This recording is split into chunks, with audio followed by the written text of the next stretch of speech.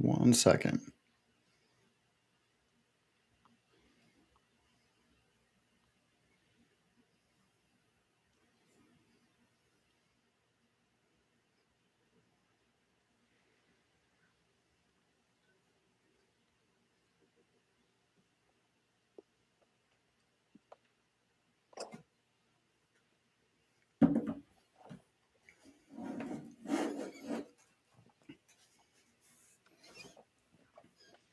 All right. Hello and welcome back to the Veganless podcast. We're here with episode 11 and we have Ped here.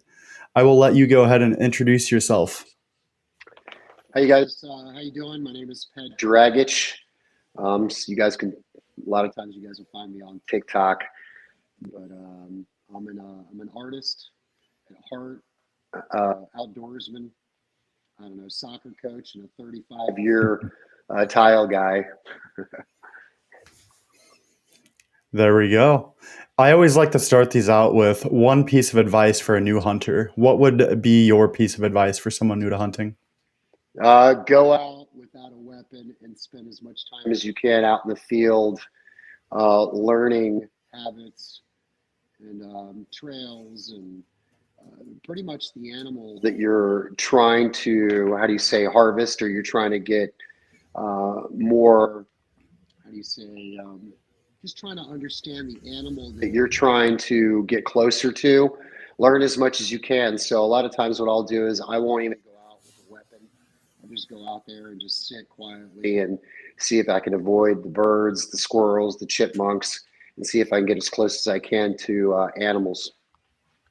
So, kind of taking scouting a step further, really just getting out there, observing, learning how the animals work, how they move, so on.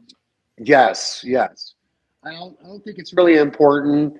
I mean, unless you really have to harvest an animal to feed your family, I don't think it's really that important to go out and just, kill just to kill. I think it's really important to go out and learn as much as you can, test your own Mhm. skills and things like that.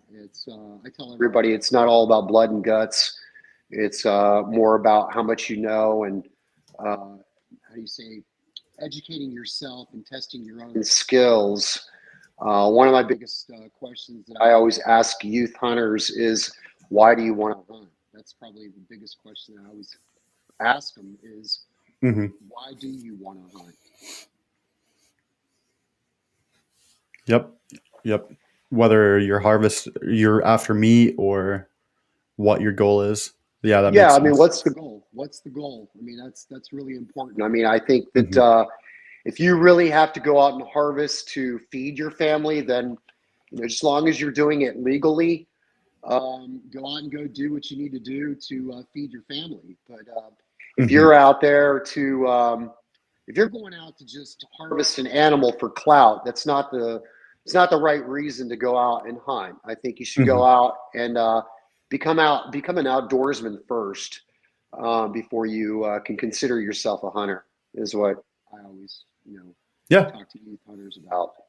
absolutely makes sense. I think if you're going to harvest a life, you should be utilizing it in every way possible that you can. Like if you want to, chase rack size, all that. I mean, the more power to you. It's your tag. Make sure you're using it all. In my opinion, Right. like that meat is so good. It's Yeah. healthy, so on. Yeah, there's So, no question that I mean, like my daughters, they don't eat it unless we fool them into making them think that it's beef hmm or something. But it's not my main goal. My main goal, really, as a hunter, is to go out and learn as much as I can, get as close as I can, test the skills that I've learned over hmm the years, and better myself as an outdoorsman first before I can consider myself a hunter. hmm What's your favorite thing to hunt? Deer. I love to Deer. bow hunt. That's Yeah. my go-to game. I hmm mean, don't get me wrong. Here in Ohio, we can hunt pretty much everything. We don't have hogs, but hmm we do have pheasant. We don't have any quail ever since the blizzard here in Ohio. hmm But I do spend a lot of time out bow hunting and I kind of neglect going out and hunting the other animals that I could. Um, Hmm. but I do go out and go do different types of hunts, whether it's waterfowl or whether it's Hmm. pheasant hunting, rabbit hunting occasionally, coyote hunting. But my main hunt is bow hunting deer. Yep. I don't think there's a lot of things like it. I love being out there in the woods, and I too am enjoying archery a lot more than rifle, for the fact that it's just you have to get up close and personal in comparison, because just the yardage differences.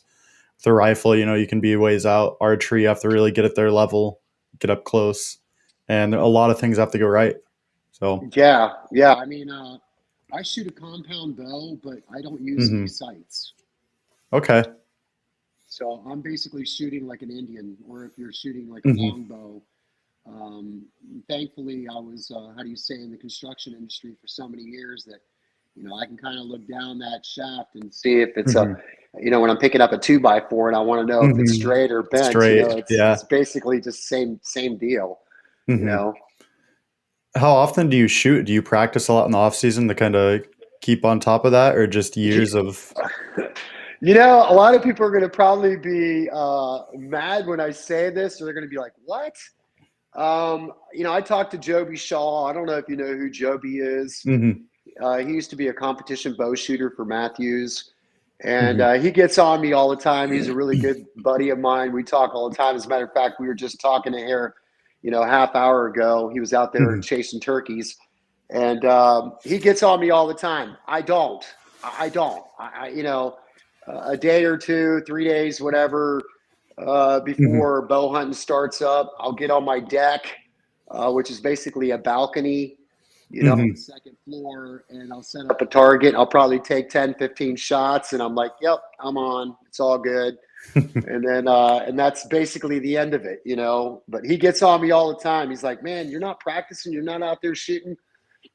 I'm like, no, man, I don't. I don't. Not that I don't have the time. It's just that it's instinctive. I mean, a lot of guys are moving their bow around. Maybe their pins get knocked off. Hmm. They're trying to harvest a deer at 50 yards. I Hmm. won't shoot nothing over 25. Hmm. That's my You set your challenge. hard limit. Yeah, I set my challenge, or how I challenge myself is how close can I get? Shooting a deer at 40, 50 yards is not my thing. If I Hmm. can shoot him at 10 yards on the ground, that to me is the challenge. Hmm. That's where I get my, how do you say, I don't even know what the word I'm looking for, but that's where I get my passion, is to be able to Yeah. get really Your rush. close.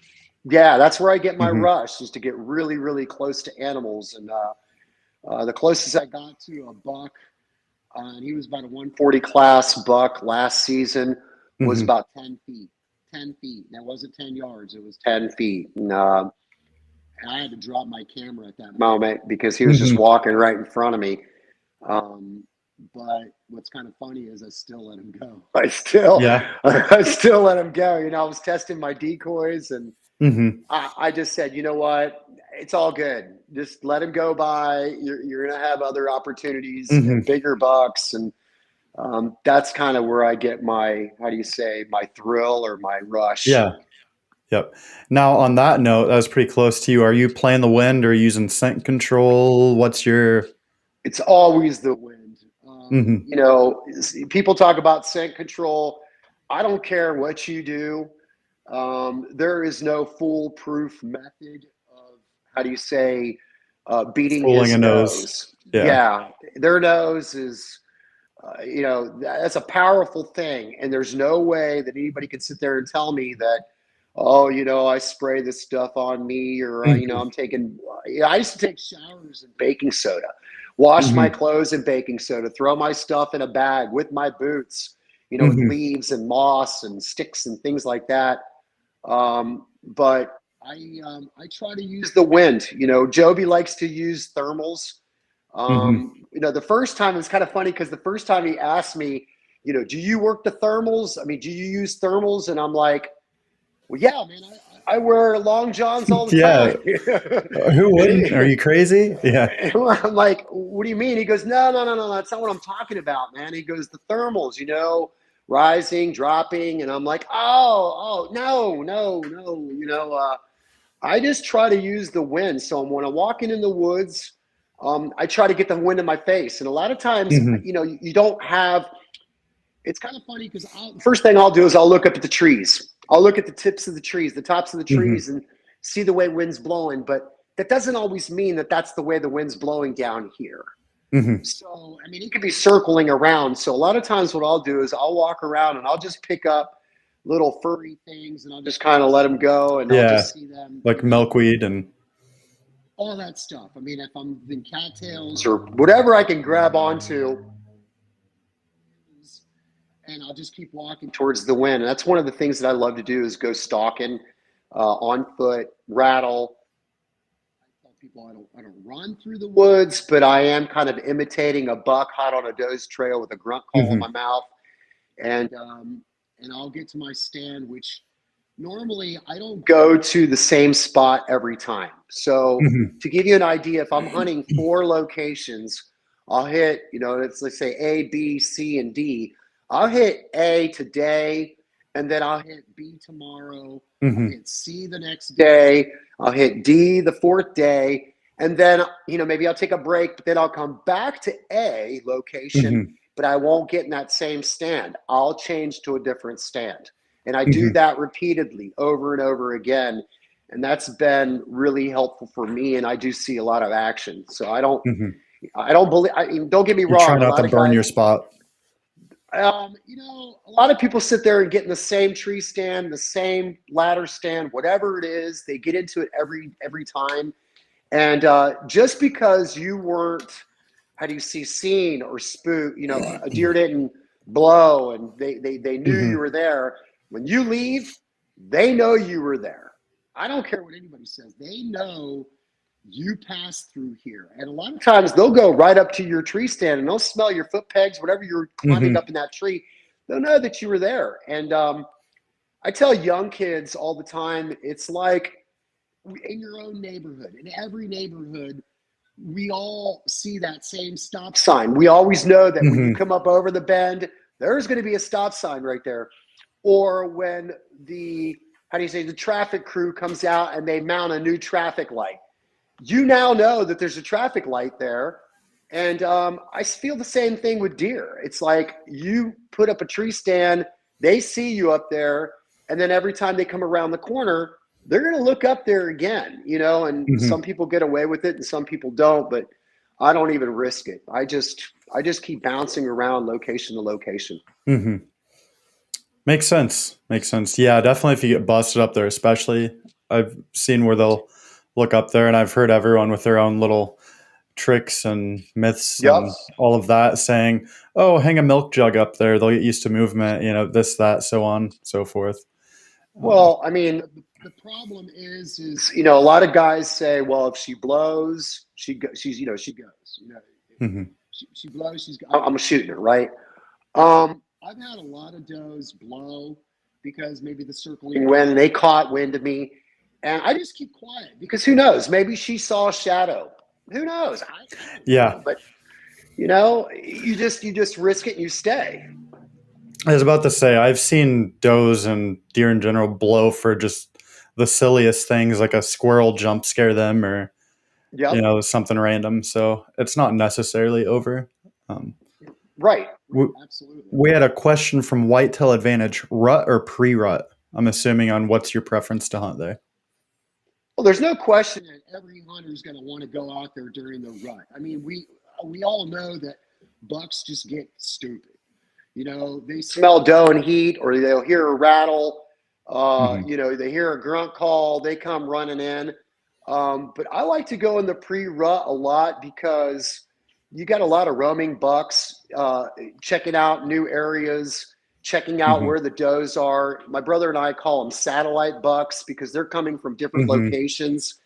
And so a lot of times what I'll do is, and I actually made a video of this, I'll take a rack or a shed and Mhm. I'll literally, like I'm making a rub, and I'll shake that tree, and I'll Mhm. pretend like I'm actually making a rub. And I do get a lot of deer coming in to see what's going on. Mhm. But there's no question that the rut is basically it's the best time to go out. But you'll see me a lot out there in the pre-rut, Mhm. trying to capture, how do you say, a glimpse of where they Try to might be inventory. roaming. Yeah. Yeah, basically, and a lot of people will sit there and use trail cameras, cell cams. There's nothing wrong with it. I don't. Mhm. And the only reason why I don't use trail cameras is because a lot of times we see them on camera, but during the season we don't see them. And so for me, it's like a big tease. I can't Mhm. stand it that I know that he's out there, and I keep going out and keep going out, and I'm Mhm. hoping I'm going to see him, and I don't. So for me, it's just better to just not have a trail camera and be surprised on Christmas morning. Oh my God, here he Mhm. is, right? Yeah, I think that's a con of cameras, definitely, is some guys will get so hung up on this monster deer, this like decent deer they see coming through there, and they may let other ones walk and never see that one. That's right. As a matter of fact, there was a TikToker. She's a creator. She was out there freezing her butt off to the last day of hunting season this past season, and she was after her target buck, and she never saw it. you Mhm. know and that's the frustrating part, is he's there and you don't see him for whatever Mhm. reason. But I think it's a tease. I won't do it. I just don't. I mean, don't get me wrong, I have trail cameras, and I put them right here in the backyard just so I can see the other animals walking through the Mhm. property, but I don't put them out on other pieces of property or public land. Mhm. I want to be surprised. I want to be surprised Christmas morning and see what I see, and wow, oh my God, I can't believe. Oh wow, that's the Mhm. exciting part for me, Yeah. because if there's two, how do you say, 140 class bucks running around, there's a Mhm. 160, and then you got these little shag bucks, and you're going, God, man, okay, I know what buck I want. He's the 160, Mhm. right? So I know I'm going to let the 140s go by. But who knows? I mean, during the rut, during the pre-rut, you might have other bucks coming in from different areas that you didn't Mhm. get on camera. And that's the surprise. That's the rush when you see something different. Or the patterns on that 160 change and him be gone. Oh, they're going to change. There's no question that a deer will change his patterns often. And the reason why Mhm. I believe that is because does will move. Hunting pressure, I always say, food will also, where the food is, Mhm. that's where the deer are. So, like, let's just say, for example, if I'm hunting a 20 or 30 acre lot, and I know for a fact that there's a group of does in this area, well, who's to say that maybe they didn't get pressured off onto another piece of property and the other bucks go over onto Mhm. that property? So it's like, I don't, why would I don't want to use trail cameras. I Mhm. call it a tease, is basically what I call it. Yeah, makes sense. Makes sense. And that's the beauty of it, is there's no one way works for everyone. Everyone has their own strategies, their own preferences, so on. Yeah, there is no right or wrong. Okay. Mhm. My brother, for example, I love him to death. He's an amazing hunter, but he's, how do you say, he does things a little different than I do. He Mhm. sets up his ladder stand. It's been sitting there for 4 years. He Mhm. puts out 2,000 pounds of corn, two Mhm. months before the season. He gets up in his stand and he's seeing monster bucks walking through, and he picks and chooses the ones he wants. Mhm. Um, I don't do that. Mhm. If I have to put out a pile of corn to get a deer, then what happens if I get invited, for example, on your property? Am I going Mhm. to be coming over to your place with, 3 or 4 bags on my shoulder, carrying them out, to bring these Mhm. deer in? So I look at it as, if you're not hunting over a pile of corn Mhm. and you don't have that option, then how are you going to hunt? So, Mhm. for example, if you hunt over a pile of corn and I invite you over to my property, and that's what you're accustomed to doing, is getting up in your same ladder stand, hunting Hmm. over a pile of corn. Um, what other options do you have? What are you going to sit there and go, man, where do I set up? What am I going to Right. do? Should I rattle? Should I grunt? Should I go on foot? And so I just say, hell with it. If you don't use corn, that forces you to learn more Hmm. and test your skills. You know what I mean? Yeah, here in Iowa, we can't do bait piles or any of that. Granted, there's food plots and ag all over, so I mean, however you want to look at it. But as for dumping a bag of corn, that's not something we can even do here. So that analogy there works pretty well. No, I wish they would change the law here in Ohio. I don't like corn piles. I wish they would just Hmm. take it away completely. I think if they did, I think our bucks would get bigger I could see it.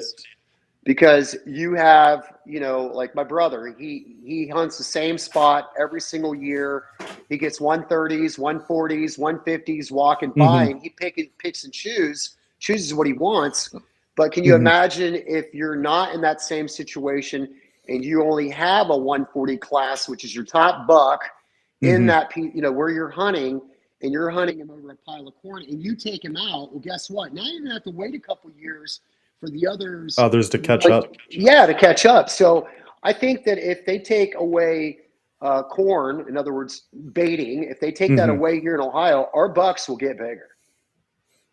Yeah, I could see it. Um, my personal like I don't know, I can see both sides of it where it's legal, so guys will do it. The more power to them. It's not really something I personally want to do either. Yeah. Kind of Yeah. right there Well, with you're you. not allowed, Yeah, right? yeah. You guys are I not mean, I'm allowed to not do it. allowed, but hypothetically, even if it was, I don't. It doesn't seem thrilling to me. But some guys are out there just to put meat on the table. So I mean, That's different. if it's there, use it, go for it. It's your tag as long as you're being legal and ethical. I Absolutely. who am I to say what you're gonna do? No, But it's your I tag, right? myself wouldn't. So yeah, I It's agree your with you tag. there. Just long as you're ethical, just long as Yep. you're legal, do what you need to do. Now, don't get me Hmm. wrong. If you said to if my wife said to me, let's just say bow hunting just started Hmm. yesterday, right? And she says to me, "Honey, we're hungry. You need to go out and go get a deer." By the end of the day today, I will get her a deer. It's not that hard. Hmm. But if I have to go into a ladder stand every time and hunt over a pile of corn, Hmm. then basically I could just put my wife up in that stand and just say, honey, all you got to do is just look through the crossbow and just pull the trigger. Hmm. It's not that hard, right? And where's the skill? Yeah. Be honest, where's the skill in shooting a deer at 30 yards right there under your corn? They're going to come in. They always come in, Hmm. right? So where are you challenging yourself as a hunter if you decided that you were going to go to another location or another hunting spot? What are you going to do? You can't Right. bring the corn with you. Yeah. It's not a transferable kind of skill or woodsmanship. Right. So Absolutely. yeah, I definitely think being versatile is big. So like you mentioned, for instance, a little spot and stock. So you mentioned ground. You mentioned stand. So just having these different tools or skill sets. Like I have a few ladder stands on the property, and then I also have a saddle. Yep. That's my preference at this point because I can pick whatever tree looks good for the day on whatever Absolutely. property. I don't have to worry about getting stolen when I leave if I hunt public. And then I don't think there's anything that tops the adrenaline of a spot and stalk on the ground, though. Yeah, I believe it or not, I do. For years, I was a climber guy. Hmm. I bring my summit, go out into God's country, hike it in 2, 3 miles off the beaten Hmm. path, and I just set up where as I'm walking, I'm looking. Looking for So signs. yeah, I'm just looking for signs, and as soon as I see something, a lot of times what I like to look for is creeks, and I'll Hmm. walk right along the creek, and when I see where they're crossing over the creek, Hmm. boom, that's a great spot. I go 40 yards over, see if Hmm. I can see a crisscrossing path, and I'm right there. That's all I needed to see, and I'm good enough. Hmm. Last year, no, year before last, I bought myself a saddle, and I like it because I can get up in any tree. Because you know, Hmm. with Yeah. you Oh, have did we no lose him? ramps, Yep, right? there you are. So you have to have a bare tree to climb up with Yep. Yep. You can't go around the sticks but and with the stuff. saddle, it gets me up into any tree I want. Small ones, Hmm. big ones. But a lot of times, what I'll do is I'll just get on foot with my bow and Hmm. bring my rattling antlers with me and a rock call, and I'm moving. I'm moving from spot to spot Hmm. to spot. The whole time I'm scouting. The whole time I'm kind of getting a mental, how do you say, picture of where I'm seeing the good stuff and where I'm not Right. seeing the good stuff. Absolutely. Can you hear me? And what's that? I think I lost you.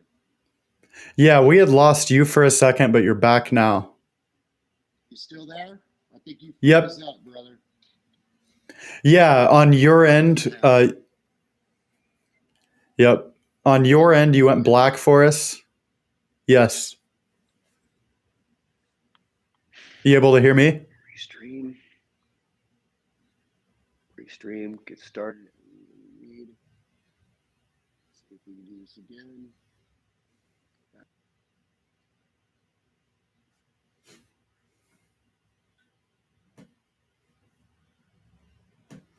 Can you hear me now? Yes. Can you hear? Yes, I can hear you.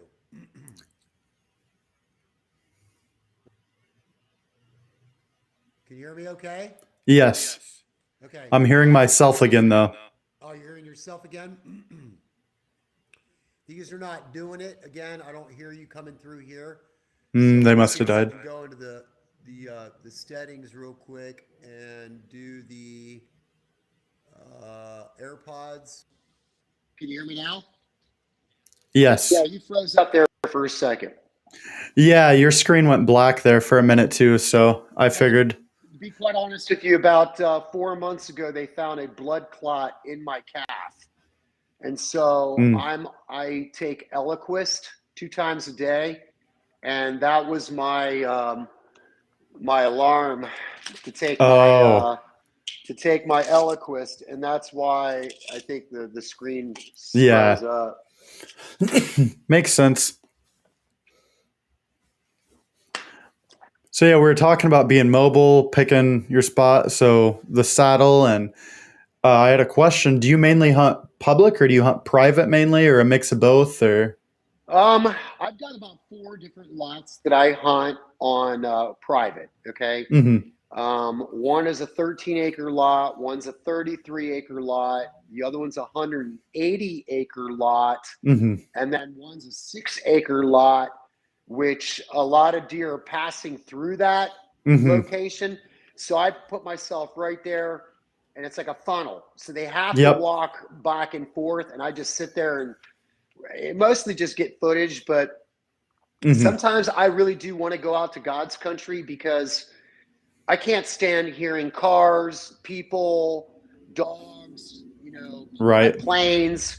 I can't stand it. I want to hear, and I'm sure you've probably heard this before, it's a high pitch sound that a lot of people probably have never heard. It just gets so quiet that all you're hearing is Yep. just this high pitch deafness. And I love that because you can hear, I mean, from a distance. And Hmm. so I do Birds that. chirping, squirrels playing. Yeah, just the world. Yeah, and I mean, believe it or not, sometimes it gets so quiet that it almost sounds like the birds have been muffled. Hmm. You Yeah, know you what like I'm talking zone out about? almost. Yeah. Oh my God, it's so quiet that you think you're hearing like a bird and stuff, but it almost sounds like they've muted Hmm. the volume down because everything is just so quiet. Hmm. That's what I truly enjoy. I love going into God's country and just losing myself. You know what Right. I mean? Yeah, just getting away, escaping everything. Absolutely. Absolutely. Yep. Unfortunately, I go places where you could easily get lost, and I don't have Hmm. OnX, and you don't have reception and no Hmm. GPS where you go. but I've been going to these locations for so many years that Hmm. I know my terrain. I know Right. exactly where I'm at, and I don't get lost. There you go. What's your favorite time of day to hunt? Are you a morning person or an evening person? No, no, No morning? no. I mean, don't get me wrong. I do get up in the morning sometimes, but I'm an evening hunter. I'll Hmm. get up, I'll get in the stand about 10, 11, 12, and I'll sit until, dark. Hmm. That's my kind of time that I like to go. Now, don't get me Hmm. wrong. I have gone early in the morning, and I've seen a lot of action. Hmm. But I like to sleep, man. I mean, it was like pulling teeth to get me up Saturday morning for turkey hunting. Right. That was God. I had to go to bed at like 9 o'clock, and I think I was still up until 1. You know how you're so excited about Yep. the next morning. Yep. Oh my God! It was Just like pulling laying there, like mind racing, like, oh man, like I'm ready. Yeah. turning and tossing and turning. Yeah, yeah. I've had more luck in the evenings deer wise, but I'm absolutely not a morning person, so don't even think that for a second. But hunting and just going out into the woods, like I said, not a morning person, but it's all worth it watching the world wake up, hearing, the It birds is. start to tweet and like turkeys gobbling and Oh, that's the all best. that. Yes, Hmm. yes. So I It's will just say mornings are amazing for that, but I've had better luck in the evenings. But don't get me wrong. I know for a fact that a lot of guys do see mature bucks early in the morning, getting Hmm. ready to go, Definitely. to their bedding Coming area. back in from the food. Yep, absolutely. And it's a shame because throughout the whole bow hunting season, which ours starts up in Hmm. September and it ends in February, and there's no question that out of that whole season, all those months, I think I probably get up for 2 morning hunts. That's it. Mm. You know, my wife always asks me. She goes, "Are you going hunting in the morning?" I'm like, "Yup, I'm going for sure." And she's like, "Okay," Yeah, I and believe you. I believe you. And then I don't go. And I think it's just because I don't know. I mean, once I get up, it's different. Then I'm like, hyped, ready to go. But if I don't have everything set up, so you got to think about this for a second. I'm a jump around kind of guy, Hmm. right?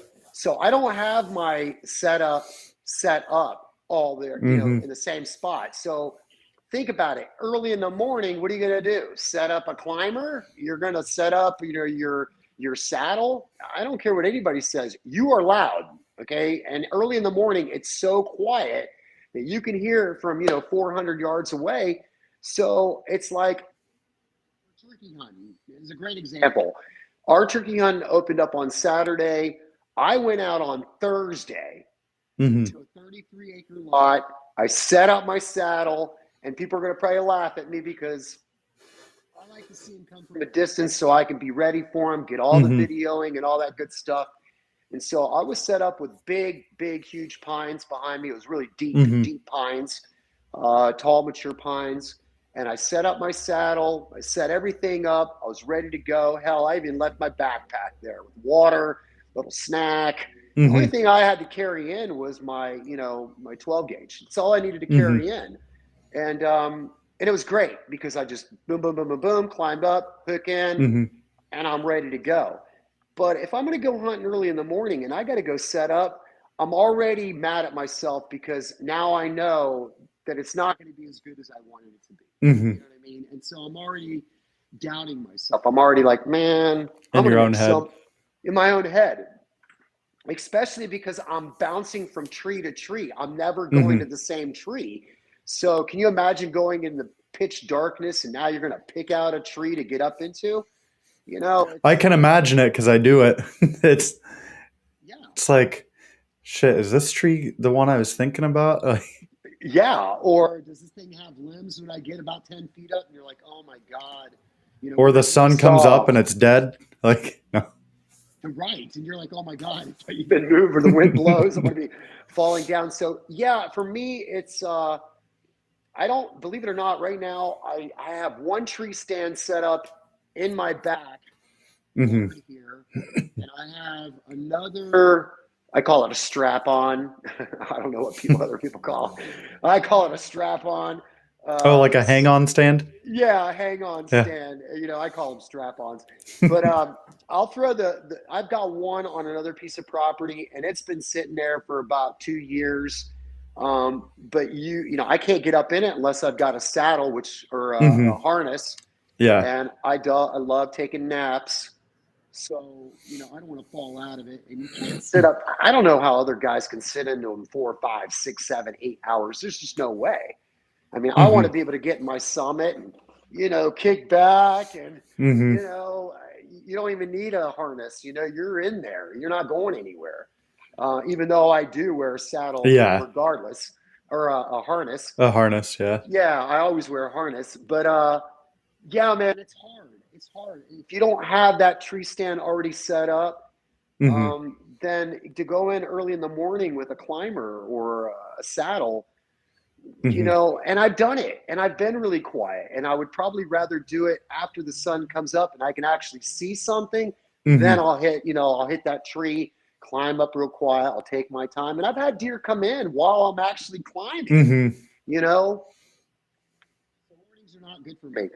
Evenings. Fair Evenings. enough. Um, do you have any memorable hunts? I always like to hear everyone's hunting stories. What's your favorite hunts, or maybe your biggest fails? Even if you have anything to pick, let's hear them. Oh my God. There's a lot of them. There really is a lot. A lot of people sit there, oh man, I got a bunch of stories to tell you. And I got a lot of stories to tell you. I'm 56 years old. So to give you a kind of a heads up, I was born in the former Republic of Yugoslavia. Okay. Okay. Overseas. I came here at the age of 3, and my father at the time was not making great money, but about 5 or 6 years later, he hooked up with Wendy's International, and he was making great money. So he was able to um, send us because he was working, and so my mom and my brother, and I, we would go overseas for 3 months, and I would hang out with my grandpas, my Hmm. uncles, and we were out in the God, we were up in the mountains, hunting partridge, Hmm. quail, doves, pheasant, and Hmm. all things like that. But long story short, man, it's like my favorite. I guess one of my most memorable hunts was back here. I had until the guy sold the property. He had 18 acres of land, and then he sold it and he moved down to Florida. But for years, I used to hunt back here behind my house. Hmm. And I got up into a tree and I'm sitting there, and it was a climber that I left in the Hmm. tree. And it was just at the end of the day, you get back from work, you don't have no time, boom, run out Hmm. real quick. And so I'm sitting there about an hour before dark, and a doe came in with 2 fawns. I'm not going to sit there and tell you they had spots on them, but they were just, your yearling deer. Hmm. One was a little button buck. I mean, he had little nubs. I mean, really, really small. Hmm. And the fawn, the doe with the one fawn, which is a female, walked off. The Hmm. little button buck, he hung around. And as he hung around, he kind of went around and he started smelling my foot pegs. Yeah. And I'm like, oh, that's cool. I've had that before, but here he is. He's underneath me. All of a Hmm. sudden, I look over to my right, and I had a little basket rack 8-pointer come out in the field, Hmm. and I'm sitting there staring at him like this. And I kid you not, 0 to 60, he went and bam! He hit that little button buck, Oh and no. I mean, he hit him so hard in the side that the Hmm. button buck fell to the ground, and he was just, he was done. He was Hmm. kicking like this, and 2 coyotes come running in and grabbed him, and one was like around his neck, the other one was tugging and pulling on him, and I was like, really? And I was like, oh my God. All right, so just so keep in mind, I don't have any sights. I don't Hmm. have anything to hold my arrow. Hmm. So here I was, on a downward, and my arrow's doing this. Hmm. And I took the shot and I missed one. I mean, we're right underneath me, Hmm. and I missed him by just an inch or two. and the one took off. The other one was still sitting there. I only came with 3 arrows. And then all of a sudden, I just said, all right, hell with it. I'll try to get this one. And as I went like this, I heard something to my left. I looked up and I saw a monster buck Mm-hmm. ramming another buck in the rear end. So he was like, bam, he hit him in the rear. I looked over, he was about 45 yards away, and I could just see him, and he just ran right in the rump. Mm-hmm. And I was like, oh my God. And I went like this. And as I did that, that coyote took off. And I sat there and kept quiet for a few minutes. And all of a sudden, another coyote came in and started tugging and pulling onto this little button buck. Mm-hmm. But that was a memorable hunt. As an experience for sure. Coyotes, 3 bucks, a doe, a Mm-hmm. fawn, 2 fawns. Yeah, it was a pretty good memory. Don't get me wrong, I didn't get anything, Mm-hmm. but as far as shooting or harvesting, I'll never forget 2 big bucks, 150s, 160s. I mean, they were Mm-hmm. monsters. Years and years ago, I was up on public land, and I went to the same spot every Mm-hmm. year. And the one season, this big old monster came out. I pulled back and I took the shot at 40 yards, and he buckled. His legs went Mm-hmm. forward. He was dragging his chest onto the ground. He was running right past me. And, I sat tight. I didn't even get up out of my tree stand for 2 hours. And I Mm-hmm. went searching for him. And I even came back the next day. I couldn't find him. So Oh I no. said, wow, man, I can't believe that. I was like pissed, right? So Mm-hmm. the next year, I came right back to the same spot. And sure enough, right out of the same corner, another big monster came out. And believe it or not, the same thing happened. Oh So I no. missed That. 2 monster bucks, same property, 2 years in a row.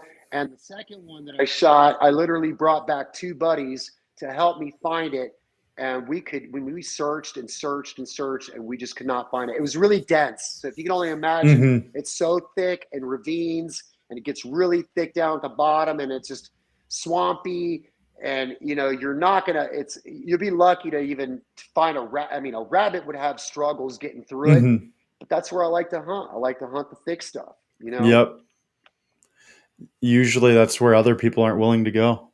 No, they're not willing to go. They want open Mm-hmm. fields, or they want open woods where you can see from 70, 80 yards away. Mm-hmm. I think the denser the better, because bucks are not stupid. They want to have a low Mm-hmm. profile going through, and you'll find me in the thick stuff a lot.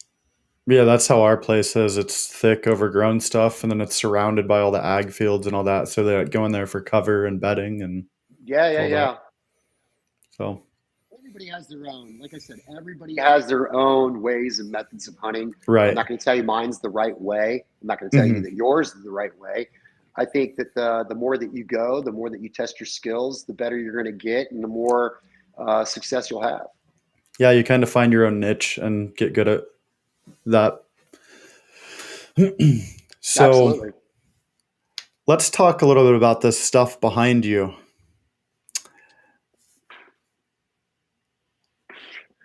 All right. So besides me being an artist at heart, I'm actually an inventor.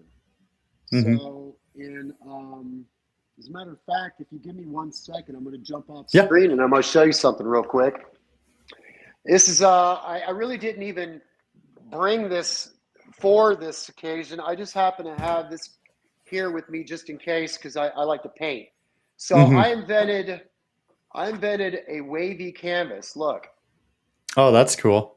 It's like lightweight. I mean, you can literally, Mm-hmm. with one finger, you can hold it up. And it's double-sided and it's curved. Mm-hmm. So you can paint all sides. And so this is what I invented, this wavy canvas frame in 2016. And I've got the patent for it now. Mm-hmm. And I exclusively paint my original artwork on it and sell it in galleries. But Mm-hmm. having that artistic, creative, non-orthodox mind, I guess you could say, Mm-hmm. And then also having my construction background, because, I've been in construction for, I don't know, 35, 40 years, working Mhm. with my dad since I was 12 years old, gave me the knowledge to be able to, if I see it in my head, I can make it, right? Mhm. So it just takes me a matter of time to work out the kinks and stuff. And me being an outdoorsman and being out there hunting, I'm like, why don't I create something that others could use, and it's lightweight and it's durable Mhm. and it's waterproof, and so what I did was I created a decoy, a silhouette, and this is the new turkey decoy that I came up with. I think the cool thing is I added this little, it's called an action pin. So Mhm. basically you'll put it in this little hole right here, and that will limit when the wind's blowing a Yeah, lot, so it'll it doesn't just, spin in circles. right, so it doesn't spin around in circles. So what I did was I came up with a deer decoy first. As a matter of fact, Fozzie Doe right here behind me was the first decoy that I created. She's a full body decoy, Mhm. waterproof, and I can fold her up. And I had to test her out. So 2 years ago, I took my prototype out, Mhm. and I got a lot of action. And I was like, "Whoa, hold on a second, let me continue with this." So I came out with two more decoys. The buck, called the player. I call him the player because he's playing three different roles. He's got his head down, looks like he's feeding. He looks Mhm. like he's hot on a doe's trail, and he also looks like he's submitting to another buck. Mhm. Um, and then I created dilly doe, which is a feeding doe. It's something that we Mhm. all hunters see out in the field all the time. And then after that, I started thinking to myself, I should create how do you say, a human decoy. Mhm. And so I came up with the landowner, which is a decoy to deter other hunters from coming onto your property. Mhm. And then I decided I would create the hunting buddy, which Mhm. they're all double sided, and they have the hunting buddy and the landowner have two different vision or images. On one side of the Mhm. landowner, he's got binoculars, and on the other Mhm. side, he's doing this. And with the hunting buddy, he's lighter camo or greener camo, and then a darker Mhm. camo. And he is to leave in your stand, leave in Mhm. your blind to educate the deer to get Mhm. used to seeing something up there. And then when you get there, you just pack him up, put him in your backpack, and Yep. take his place. Then, of course, turkey hunting came around, and I created the turkey decoy. Mhm. And then as a matter of fact, I just gave my prototype to my brother today. We went Mhm. out coyote hunting, and he's got Brody the coyote decoy, which is Mhm. how do you say, a silhouette of a, how do you say, of a coyote. And Mhm. if you're an outdoorsman and you're watching animals and observing a lot, you should know what they're saying, Mhm. how does he look, what is he saying, what is he thinking. And so I pick the images that I think that are suited for what's going to be your best success. And Mhm.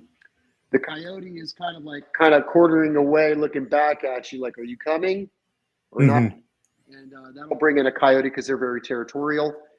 And then here, right before hunting season opens up, I'm going to blow your guys' mind with the duck decoy that I'm going to create. It's going to be very Mhm. lightweight. It stands up just like this on water. You'll be able to carry 50 of them in your little bag. They're going to be very lightweight, waterproof. I think that's going to be really cool. I can't wait to get that one out, but that's still not even on my website. So Mhm. Yeah, that's gonna be exciting. Not needing like an enclosed trailer to bring your duck set up. no way, impossible. As a matter of fact, I know I had. Give me 1 second. I'll give you a glimpse of what she's going to look. All What right. uh, I don't show very many people this because obviously there's a lot of thieves Yeah. out there that want to steal your ideas. That's why I do not Yep. show anybody on TikTok how I make my products. Mhm. But um, Oh, that looks awesome. And I've had to go through a lot of prototyping. I probably went through Hmm. 20 of these to I bet figure that out. one. I bet that one sets its own challenge too, being out in the water versus on a stake. Yeah, it was a great challenge to me because, and that's something that I just can't sleep at night when I've got this thing in my head that I have to Hmm. figure out. And this one was a huge challenge for me because what I put into it is really important because the weight, the balance, Hmm. everything has to be perfect. And I kid you not, she sits just like this on the water. I mean, literally just Awesome. sits just like this. So, yeah, you'll be able to take about, I don't know, 50 of these and throw them in your backpack and go hunting, and not Yeah, have to that'll be carry in awesome. bags of the stuff. So, so there'll be a hen, there'll be a drake, Hmm. and then I'll have the flats, which they're all going to have like a little grommet where you can like tie a Hmm. string or whatever to. But you'll see a drake on one side and a hen on the other. So if you want to put out, if you got 10 of them or 12 of them, you can put out, two drakes and put out 8 hens if you Hmm. want, or you can go 50-50, however you want. So I'll have that option available. Yeah, that'll be awesome. What is your turnaround on average if you order something from the website? 3 days. 3 days. I have a lot. I've been stocking up. I've been stocking up for this Hmm. season. Last season, believe it or not, you're going to think this is really crazy, but by the time I got my website up and I had probably 20 decoys made, it was Hmm. already November 8th. Hmm. So I was already late in the game, Oh already yeah. late. Um, so what I did was I tried to advertise. I tried to do as much as I Hmm. could. And I did sell. I sell quite a few. I'm not going to sit there and tell Hmm. you that I was at one point I had this, I was getting orders and the 20 went, and then I was Hmm. still working on, Dilly Doe, the Hmm. feeding doe. That was one that I wanted to bring into the mix. She still wasn't even on the website. Hmm. But the whole time I was thinking about the landowner, the guy in orange. And in November, God, it was like 16th, 17th of Hmm. November, I finally got him on the website. And I even had a little bit of time to produce to make him. And I sold 50 of them just Hmm. like that. I mean, they were gone. I couldn't even keep up. Um, and so I just said, hell with it. Now I got to try to keep moving. What's the Yep. next hunting? What's the next hunt? Turkey hunting. Well, Hmm. you know, get that on the website, work on the prototyping, Hmm. make some to where I can sell them. Again, late in the game. I don't think I'm going to be late with the ducks this year, though. I'm going to have the Yeah. ducks ready, you know. Yeah, from what I hear from people in the industry is, you have July 4th and then July 5th, there's like a switch that flips. Everyone starts thinking about hunting again. And that's when stuff just ramps way up. So you'll be ahead of that curve for this year. Yeah, I mean, I'm really hoping because I've got a connection. I might be getting into one of the local Hmm. stores, hunting stores here. Hmm. They've got 5 locations. I think 2 or 3 here in Columbus and a couple in Cincinnati. Hmm. And I made a good connection with a great guy over there, and he already wants 50 of them. So he's Hmm. like, get yourself ready, for the season. And I'm like, yeah, damn right, I'll have it all ready. Don't worry. Hmm. So yeah, I have this summer to kind of like ramp up and get Hmm. stocked up. Right now, I'm probably sitting at about 150 of, her. Hmm. I've got about 100 each of the buck and the doe feeding. Hmm. Um, I'm still making turkey decoys because you know what? I may not sell them all this season, but I'll have them ready for next Yep. year. You Yeah, I know, think I need one of the strutting turkeys. this guy right here. Yeah, I think I need one. I'm going to be honest with you. I had some comments about him, Yeah. and a lot of people are telling me that it's a silhouette. It's two-dimensional, right? I mean, Hmm. so turkeys are really smart and they know the difference, right? But if a turkey sees this and he's just moving in the wind, and which, by the way, man, I'm Hmm. not joking when I tell you this. These things, like, it's crazy because I paid $200 for a strutting tom. I think you know Yeah. which one I'm talking about. Yep. And what's sad is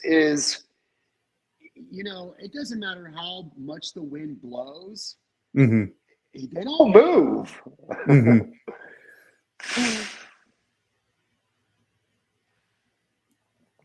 See that? So it Yep. just takes a little bit of wind to get these things to go, Hmm. which is And then kind of you have cool. the grommet there for the stake, so it doesn't flip all the way around too.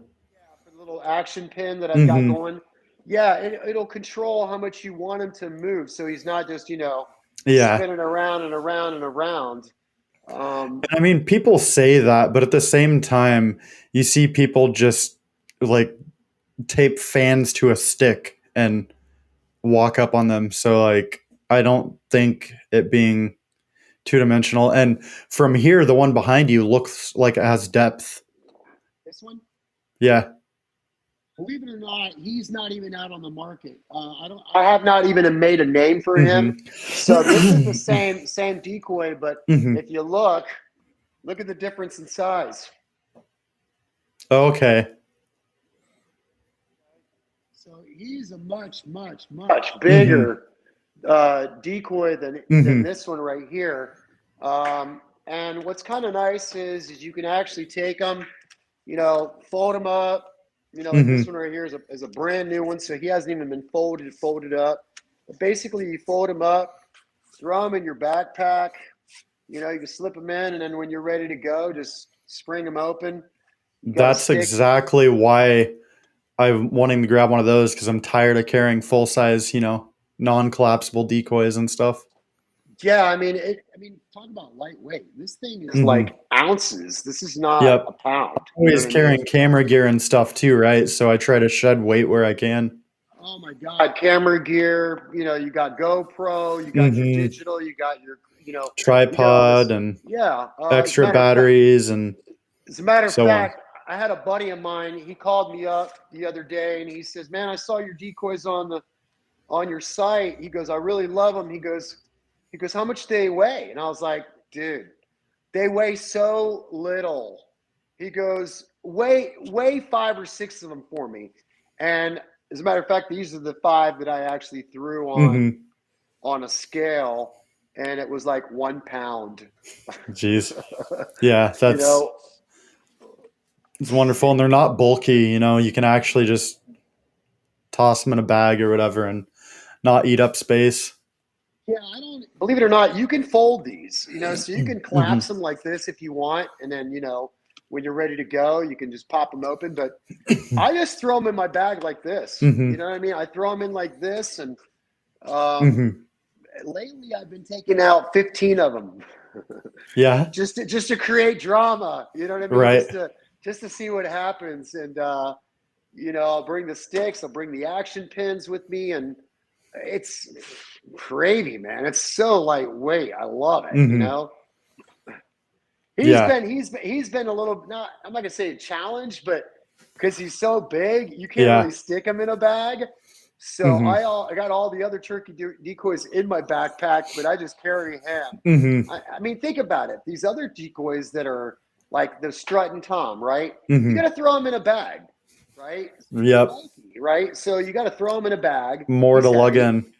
Yeah, you got more to lug in, and A lot of so if you're people gonna, have a blind and then decoys and then their bag and their bow and there's a lot to adds carry up. out. This is Hmm. uh, this is for the guy that wants to go out there and not carry, Hmm. all this stuff that's heavy and stuff. But yeah, I mean, I can easily break out 20 or 30 decoys, and I Hmm. might not be able to put them in my backpack, but I guarantee you I'll be able to put them Right. in those bags that guys carry for decoys. Right. You know, Except be the weight of one of a normal one. Like, yeah. yeah, yeah. Yeah. So makes sense. Yeah. I'm really interested to see if you end up developing some sort of head on buck one down the road. I've already thought of it. Mm-hmm. I've already. How do you say? Played around with that. Mm-hmm. I've had people approach me to try to create them one where they can go in and get Mm-hmm. close to them. And you got to understand that it's a liability risk. Yeah, that is other hunters shooting or so on. As a prototype, just for shits and giggles, I did. In fact, honestly, because I am an instinctive hunter, I Mm-hmm. only needed a 2-inch hole, and Mm-hmm. I made a hole. I think it was right here. It was right here. Yeah, I think you sent me a picture of that earlier. Yeah. I mounted on the front of my bear. Oh man, it's lightweight. It's great. You don't even Mm-hmm. feel it on there. But I keep thinking about the liability risk. Yep. I don't want somebody to get shot on the account of what I created. Right. And don't get me wrong, it's a challenge and people love doing it, but Mm-hmm. I don't want my name on it unless I have an attorney write up some really interesting clause, and maybe you Mm-hmm. have to sign, Yeah. something on the website that Mm-hmm. that's probably the only way I'll do it. But Right. yeah, front on buck, spacing you, yes, Yep. yes. Well, if you develop it and need someone to test a prototype, I'll sign whatever you need. No. Done. All right, that's cool. That's fine. Wild Yeah, game freaks. What's up, fellas? Just shooting the crap, talking about decoys now and kinds of fun stuff. Look at those yeah. decoys in his background. Well, the one here on Yeah. the wall is Plus not, one. yeah, is not a decoy, but I do have some behind me here. The other thing I was going to mention, Daniel, is and I don't think anybody else has this. My stick is adjustable up to four Yeah. inches. Yeah, I think most of them are just that same plastic stick that Yeah. you just ram in. And then think about it. You stick it in the ground, and you know how it is in the springtime. The Mm-hmm. grass grows up so tall, she almost looks like she's laying down in the grass. Yep. So what I did was I created this system to where you can actually adjust up to 4 Mm-hmm. inches in height and bring them up off the ground a little bit, which Right. really does help. And I do put a lot of money and time and effort into creating this thing. And it's all Mm-hmm. aluminum, steel shaft, Yep. fiberglass. Yep. Like I said, most of the ones I've dealt with are like a plastic, and it's just kind of a pain in the butt sometimes, depending Oh, what terrain you're stabbing it in. And absolutely. And a lot of guys will sit there and say, well, what's your price point? And I'm like, it's about the same cost as what you're going to buy a solid decoy, right? And they're like, yeah, but yours is just a silhouette and these things are solid. Well, look at the advantages compared yours to is the mobile and yeah. lightweight, waterproof, tear resistant. Believe it or not, you Mm-hmm. can't. I'm not going to sit there and, I mean, I'll just for demonstration purposes, you can't tear them. Mm-hmm. I went to Ohio Turkey Deer Expo, whatever, here Mm-hmm. in Columbus, and I actually was daring the biggest guys in the house to tear Mm-hmm. it, and I told them I'd give them $100 if they could tear it, and they couldn't tear it. And I was looking for the biggest guys in the house, and we're talking about big, big, Yeah. big guys, and they could not tear it. They're like, "Damn, what the hell is this Some thing made out of?" So it's some neoprene, good is what it research is. and development. Yeah, it's neoprene with a great vinyl on the outside. Is exactly what it is. Yeah. Mm-hmm. Nice. Yeah, man, I just want to produce a product that people are going to be happy with. I'm a hunter. Mm-hmm. You know how it is. You go out and you go buy a product, and next thing you know, it fails or it breaks or Mm-hmm. rips. Or I don't think that's fair to us. It's all made here Not what we locally. spend either. No, I mean, and you know how we are. Mm-hmm. We blow our money right on Mm-hmm. all kinds of gear, all kinds of stuff, and you expect it to be good, and then you sit there and you look at the box and it's like made in China. Really? Mm-hmm. You know Yep. Or you take what? it out, it falls apart the first time, or Oh, no, no, no, no, no. I've tested them. I go out and do a lot of research and development. I mm-hmm. try to break them. I try to Mm-hmm. rip them. And I want to produce something that's good so people will be happy with what I've, uh, Mm-hmm. given, something that I'm selling. And they're like, man, this is really good. I can't even tear it. It's waterproof. Another thing is, it's like, let's just say, for example, you don't want to use this, right? Mm-hmm.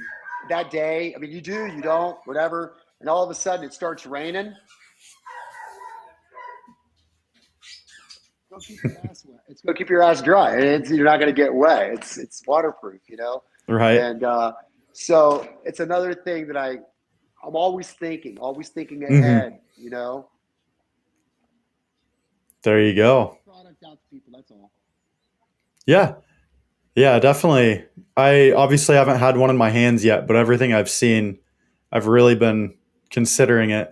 I'm usually not a decoy hunter. Like, I don't decoy hunt with deer at this point, but the turkey has intrigued me because I'm sick of carrying the bulky ones in, as mentioned, and be nice to just toss it in a bag at weigh nothing and then Nothing. throw it I mean, up. think And about it. How many decoys do guys usually carry out? I mean, it's like one of the questions that maybe your viewers, I don't know how many might be on there, but it's a great question for them if they're turkey hunters. How many decoys do you normally take out when you go out mm-hmm, turkey hunting? And the biggest answer I've gotten when I've talked to people is they usually say about two or three. mm-hmm, They get a strutting tom or they get a jig, hens, mm-hmm, and if you think about you carrying in, your seat, your mm-hmm, little set up, pop up little blind that you're gonna, mm-hmm. your gun, your backpack, and an extra bag with, the decoys. Dude, Yeah, and they're bulky. Like, there are some collapsible ones and stuff too, but a lot of people go spend money on, the bulky, like full formed ones because usually they're painted and look better. I bought one. I mean, I Mm-hmm. bought that. I don't even know what it's called. I think you know which one I'm talking about. It's not the oh god, what's the name of that? It's the one that's like beautiful. I mean, full body all Mm-hmm. the way around. The tail comes off. It's Mm-hmm. plastic. You can fan it out. Strutting tom. It cost me like $200. Yeah, Plus there's like tax. AVNX, and Hmm. there's like I think I think those are all in like the 250 to 300 range, if I that's remember exactly correctly. what it was. It's exactly what it was. And I bought Then there's one. like Flexstone and other random. And it's like, go ahead and take that thing out with two hens Mm-hmm. and your gun and your backpack and your seat. It gets Not a bulky. Oh man, you're not riding around in a quad. We're not. We don't. Mm-hmm. Some of us don't have the luxury of getting in our pickup truck and riding out to a field and unloading it. Mm-hmm. Sometimes we have to go on the public land, and if you're going to go on the Mm-hmm. public land, you're not going to go right next to the parking lot. You're going to go deep away from Mm-hmm. others. So it just makes it easy, makes it Yep. lightweight, and you know, Yep. Like I said, definitely gonna be snagging some turkey ones, whether it be for next season or what. yeah, So definitely let me know. I'll hook you up for sure appreciate it. on a meal deal. There we go. Let's see. So I mean, we're coming to the end of our hour here. Do you Okay. have any other advice or any shout outs for or self promo or any of that? The product is called, obviously, it's Buck in a Bag. Is the if you want to look into the website, it's just called Buck in a Bag. Um, Shout outs, man. I don't know, to all my friends out there on TikTok. I hope you guys do well hunting season. I'm not your, how do you say, avid turkey hunter. Mm-hmm. Believe it or not, I've got my little slate call here, Mm-hmm. and it's also made in China. Little striker here, and Mm-hmm. the most I can get away with is, the that's it. I hit that thing in the morning. I hear them gobble, and I put that damn thing down, and usually they come in. So I really can't give any advice for turkey hunting, even though I have shot, some birds in my time. Deer hunting, the best piece of advice I can give to anybody that's watching or listening is, um, go out there without a weapon. Go out there and challenge yourself. Learn more, their habits. Just watching the deer. how it moves, what it's doing, can really teach you a lot. A lot of Mm-hmm. guys think that if a doe puts her tail up and it goes like this, they think that she's spooked and she's running off. Believe it or not, if a doe comes in and she puts her tail up like this and she brings it back down like that, $1,000,000, there's another deer coming up behind her. Okay, Mm-hmm. so basically what she's doing is she's raising her tail to let that deer behind her know that I'm here. So that's a little thing that I learned over the years. Don't rush into the woods. Take your time, as much time as it takes. Go in stealth. Avoid the birds. The birds are going to get Mm-hmm. you away, guaranteed. Deer do recognize that birds, the way they chirp, they're startled. So just take your time and learn as much as you can. Challenge yourself without a weapon. It's not all blood and guts. It's Mm-hmm. learning more and challenging yourself to become a better outdoorsman first, and then a hunter second. Corey says, "Ped, ped." What's up, Corey? I can't. I don't. I'm not reading the comments. My friend here is, but I'm glad you jumped into the live stream. Just sitting here, just talking away. My theories and my I don't know, my viewpoints and things like that. Like I said, I'm not the best hunter out there. I don't think there is. Truly, I don't think there is a best hunter out there. Okay. Mm-hmm. Just because you killed a 190, class buck, 210, that doesn't make you the best hunter. My nephew went out the first day of bow hunting season in my brother's honey hole spot. He wasn't even in the stand for 42 minutes, and he killed himself a 185. And he only went out one time, one day, 42 minutes, and he killed himself a monster. And he called me up and he said, "Uncle, man, I just killed a monster." And I'm like, "Yeah, and?" I was like, "What'd you learn?" He goes, "What do you mean, man? I just killed a monster." I said, "But what did you learn? What did you learn? You got up in that ladder stand, you sat there for 42 minutes, and a monster came in and you shot it over a pile of corn. What did you learn?" And he says, "Well, now that I've shot my monster, maybe you could take me out. And you could teach me some things." I'm like, "I'm happy for you, but I'm not." And he was like, "What do you mean you're not happy for me?" And I'm like, "Well, what do you know about rattling? Did you ever use a grunt call? Do you know what crisscrossing trails mean? Do you know where to find the food, where they're bedding? Do you know any of that stuff?" He goes, "Well, I'm willing to learn, but man, I just got myself a monster. Aren't you happy for me?" I'm like, "Not really. I'm not really happy for you because it's just the luck of the draw. So you go out one day, you see them, one day you don't. You can hunt the same spot the whole season. I could come in one blind day and I could shoot the target buck in those woods just because I just happened to be there at the right time at the right place. That's all." Corey says, "Wizard of the Woods" right here. Yeah, come on. He's the waterfowl hunter, man. He's no joke. This guy is waterfowl.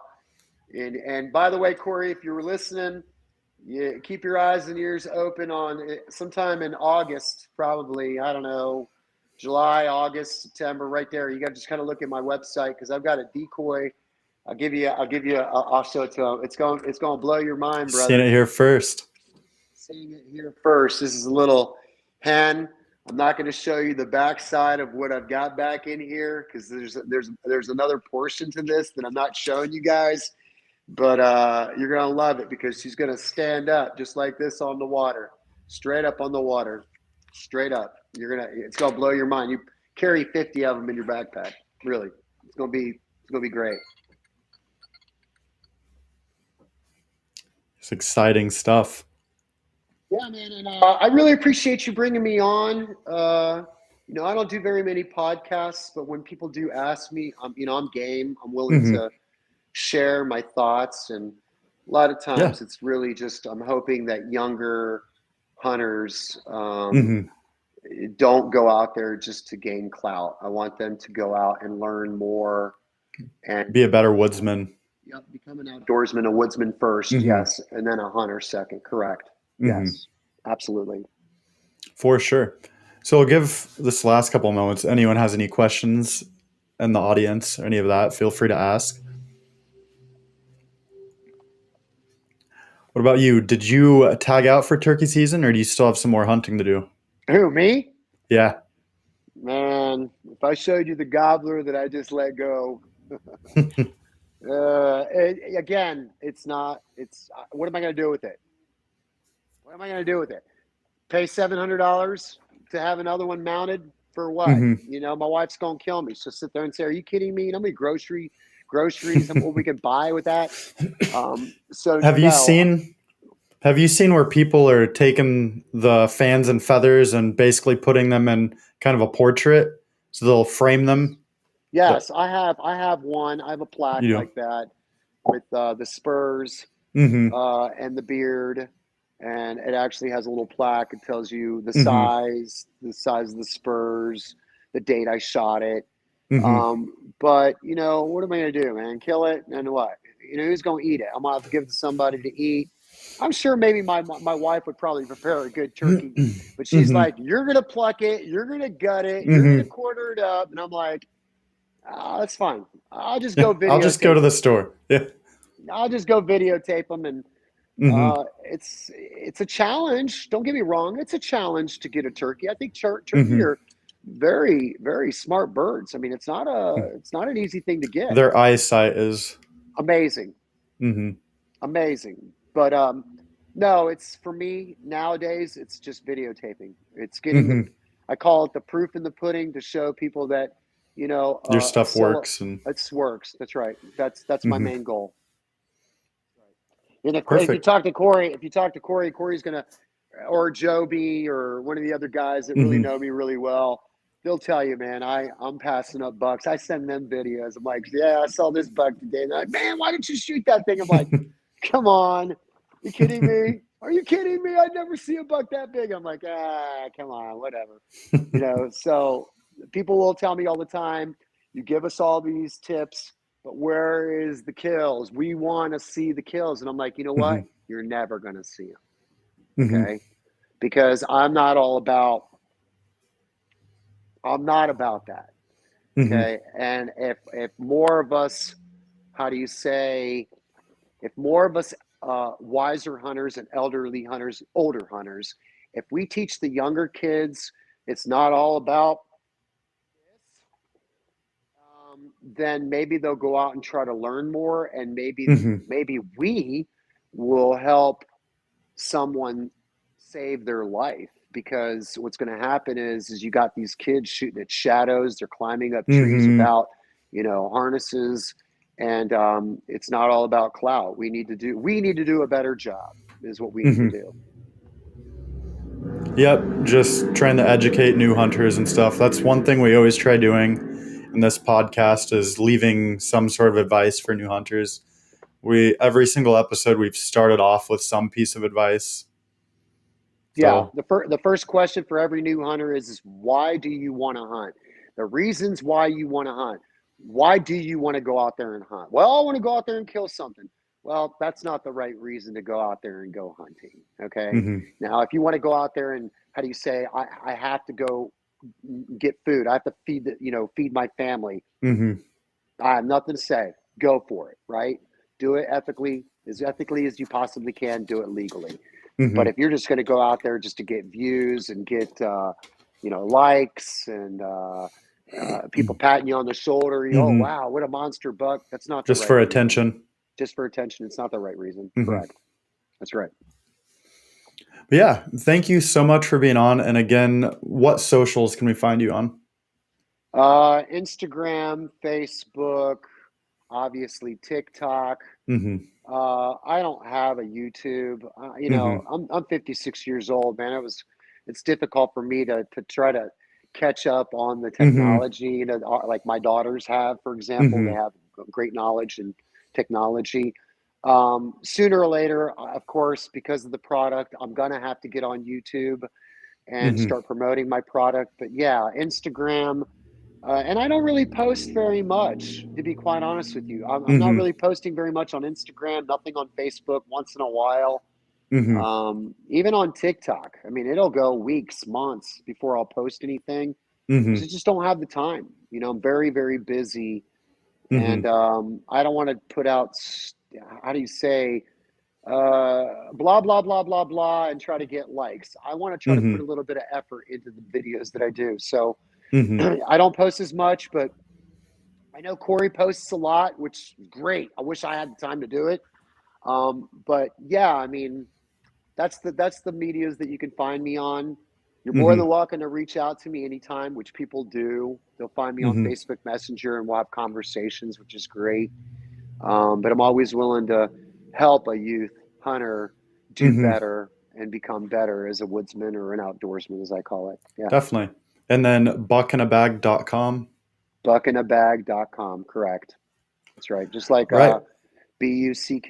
Yeah. The buck. Yep. Yeah. Buck in a bag. Yeah. All right, we will go ahead and wrap this up for this week. Thank you so much to everyone that tuned in. Thank you for joining us. After this live, this video will live on our YouTube under the podcast playlist. And then the audio format of this will go to Spotify, Apple Podcast, Google Podcast, just off in the podcast land. And if you guys Great. are on those, it would be incredibly helpful if you left, 5 stars on the podcast on there to help us grow and get pushed into the algorithm over there. So Absolutely. thank you so much, Ped. And Appreciate we're you, gonna man. Thank you so much for having me. It was a pleasure seeing you, mm-hmm. your face and getting a chance to talk to you for over an hour. It Yes, was sir. wonderful. It was great. Thank you. Thank you for having Yep. me. Thank you. Have a